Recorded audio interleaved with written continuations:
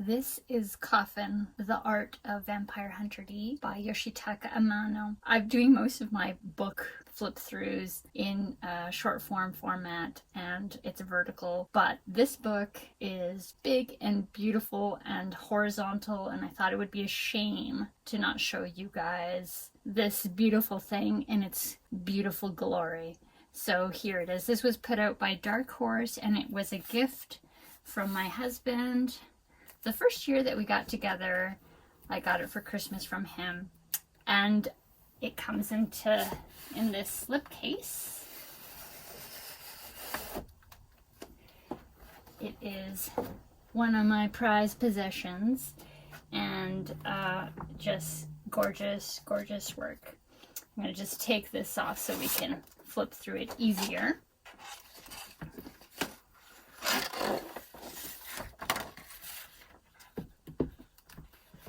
That actually was wrapped around the box originally, and that gives you a glimpse as to what we're going to find inside.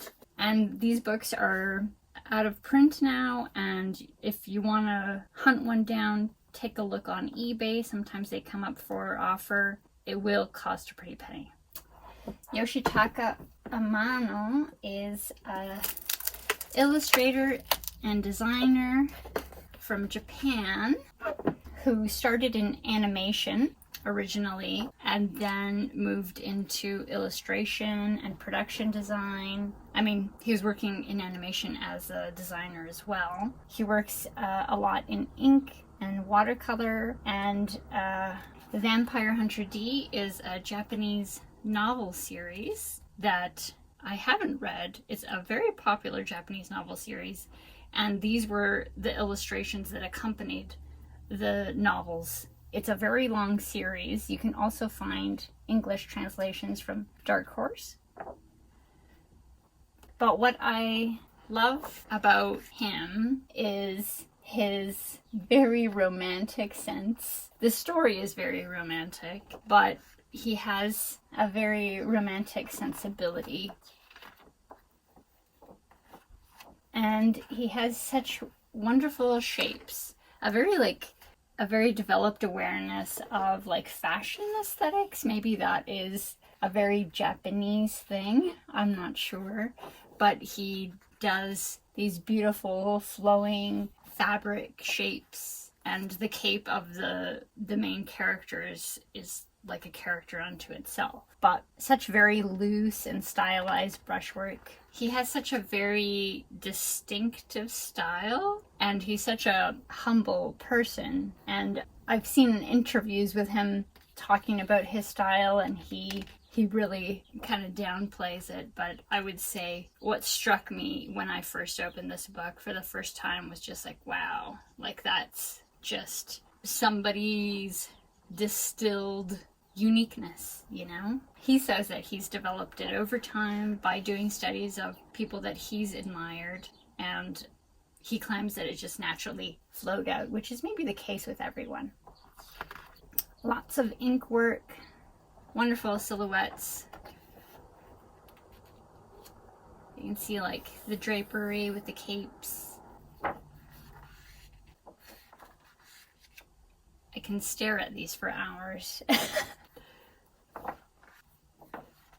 This sort of thing. I don't know. There's something very Japanese about it, but also very fashion awareness. It makes me think that that's a cultural thing just from traditional Japanese art. There's so much fabric in their clothing. The cape is used as a design element, Then there's cool stuff like this. It's kind of science fiction-y, fantasy. I mean, it's a fantasy world. You might also be familiar with him if you're a fan of video games. He did the game design for, the character design for Final Fantasy series. Kind of taking the same kind of very artistic drawing approach to character design, which is very cool to me. And I just love this character, because there's some sort of climpedness going on, with the quilted patterns. There's all these like different fabric patterns, and I love that there's sort of these elements of finished and unfinished going on there, and great use of black and the romance of it all. Great shapes. If you like ink work, it's fantastic, but also lots of watercolor, this kind of stuff, you know. You see like the Art Nouveau thing in there, but even just like a small little sketch has so much interest and personality. Such a fun character. It's so gothic, very Western. I don't know what's going on here, but they look like jellyfish. It's kind of cool. So much black, but like it works, you know. It's just crazy, like the character is like taking up this tiny little space, like as far as like detail goes, and the rest is all design, you know, but it works. That's very cool. I really should read one of the novels just to see, like, I don't know, it kind of seems sort of like Witcher-like. If you play Witcher or know the Witcher universe, there's like this cowboy sense and then monsters, like so much dynamic action going on there. This is a great page. I love how different their faces are handled. You know, this ethereal, elegant creature, and then this kind of like more realistic, less elegant man. But the contrast is great. And these like little butterflies are just like little splotches, but they really read, you know? I like that there's a variety also in the way that the character is depicted. It's not like so on point in the way that like animation is. There's a flexibility in the way that you can interpret it, even as one artist. That's a great pose. Very Western kind of setup. I love this use of like splotchy washes. Looks accidental but intentional, and it's kind of minimal in its application, but it works really well. This is beautiful. So much energy, and it takes so much skill to do something like this, to lay the inks down that way with confidence, and it's still very legible, like you know where she's sitting, but if you look up close, it's like a chaos. There's a lot of like this use of this kind of golden-y coloring in a lot of these drawings, and I'm kind of obsessed with that color. I don't know what it is, but it's part of my appeal, or its appeal to me. Like, this is insane. This is insane, you know? Like, look at how gestural all of this is, but you still know what's happening. Like, there's a guy flying, there's a horse running, there was some sort of, like, battle that just happened. That's probably his horse that he got off of. Some guys flying through the air. But the marks themselves are like these wild brush strokes. I think it might even be quill, but it's so maniacal but legible. I don't know anything about this character. So if you know, I've never watched the anime either, so I don't know anything about it, but I feel like the illustrations themselves are so rich that I've been in this world, but I really don't know what his job is. I mean, he's a vampire hunter, I guess, but he also looks like a vampire to me. So is he a vampire? I should find out. Like, this kind of stuff, so high fashion to me. This is like something from a fashion magazine, you know? It's so fashionable. Like, stuff like this is just crazy to me because it's chaos. But there's a guy in there, and those are his pants. Like, you might take a moment to figure it out. He's kind of like this Jabba the Hutt kind of character. He's like this big, massive blob thing. Gross monster, or there's something evil going on there. Another very Western setup. Crazy stuff. So much violence. You know, so much violence in that, too. And it looks like it's a mermaid attacking him. Because, you know, they're not nice. Some sort of duel on the water, a rescue of some sort. I do kind of like that I don't know the story, because the mystery is there and I can kind of make up my own idea of what is happening. But the character is like in it throughout, so you kind of have an idea of as he's traveling through this world and these adventures that he's having. So it propels you along, but I almost don't need to know, you know, because the pictures themselves are so full of life. And it's just such a fine line, but it's so pretty. I love his use of stripes. He uses a lot of stripes and these like patternings to indicate different fabrics and stuff, and I think it's so effective and it's very cool. See, stuff like that, so romantic. Like all of these different fabrics, just like clumped, you know? It just feels so Japanese, but he claims he has mostly Western influence, and you can see that. You can see that, but also it feels so Japanese. This feels like concept art to me, you know? I wonder if the Final Fantasy stuff, I haven't even seen the Final Fantasy stuff, looks like this, like more world building, because like this is like very illustrative, but these are for print as opposed to like the production art that would be to help the production move forward. Yeah, I love that. It's very, very loose. So much black. And so cool. The wash that he has placed underneath, this kind of soft browny wash that he's placed underneath, just glimmers in contrast. Masterful shadows. It's so interesting to see like such a heavy black next to such a fine line. It almost seems like it shouldn't work together, but it does.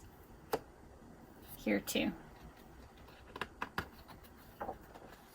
That is like not accurate, but it doesn't matter because the feeling is there, you know? It has like enough anatomy in it to be true, but still a lot of fantasy. So wild. And I love like these like little smudges with a dry brush. Like all the scumbling stuff. Looks like charcoal.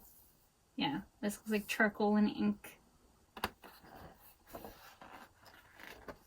It's so interesting to contrast the ink drawings with the watercolors, because so often they're like very ethereal and these ones are so bold, you know? See, this kind of like lavender and gold. It's a reoccurring thing. I think it really works. This one I never noticed before, but it's very good. It's very hard to make these things work. Like there's a lot of different line weight going on here. And there's like a lot of gestural things next to very more like stiffer kind of lines. But it's very well balanced. That almost looks like it would have text on top of it. Maybe it was a plate. It's so silly, but also so cool.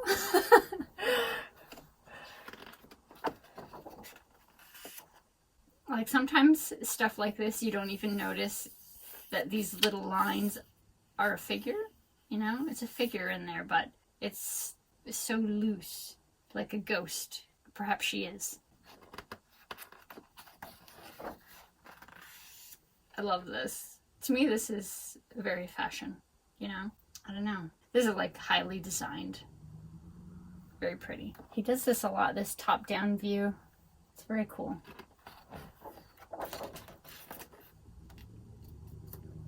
I don't know who this baddie is, but he's up to some trouble. This feels very Japanese, obviously with the red dot there, you know, but compositionally, it's really beautiful. And this feels like concept art to me. So much black, right? And the figures are like, and even in this composition you have so much black and then a little black figure. And you have to like really look for him. And the horse almost disappears. This is very pretty. Yeah, the watercolor stuff is so different than the pen and ink stuff. It's like a different voice. It feels like he had a lot of freedom in this illustrations, and I don't know how they were used in the books because I've never seen them. I'm sure some of them are covers. Maybe there are internal illustrations as well, because there's so many illustrations. This is really lovely and very detailed with the armor. And that brooch, very cool. I love this very romantic stuff. And this one is really raw, you know, very loose. Such a good eye for design. Like, I love this kind of stuff. It's very, I don't know, 80s in a way, but yeah. Very pretty color palette. Such a beautiful man, this vampire hunter. That must be some sort of like Conte or charcoal. I like the way that this shimmers almost like it's made out of shell because of the colors in there. It's interesting. There's so little indication of setting here, but you really understand where you are, and also the decoration and the style of the time period. But if you look really closely, it's so loose. You must be on a ship. I don't know what's going on here. Some sort of chest. Great sea creature. Into child, I think. How cool. I just love the fashion aesthetic. It amuses me. This must be some sort of spidery thing. Hairy insect.